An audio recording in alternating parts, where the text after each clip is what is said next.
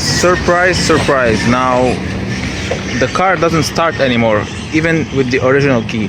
I'm gonna try and remove the battery, and we'll see how it goes. I have the original key. The battery is back online. Let's see if it starts.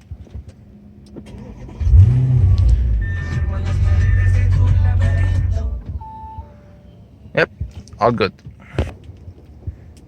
These cars can be scary.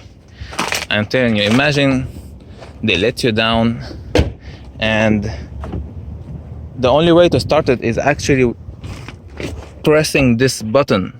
There's no ignition key, nowhere. You can't do anything. Always keep a 10mm socket and a wrench in case you have to restart the battery.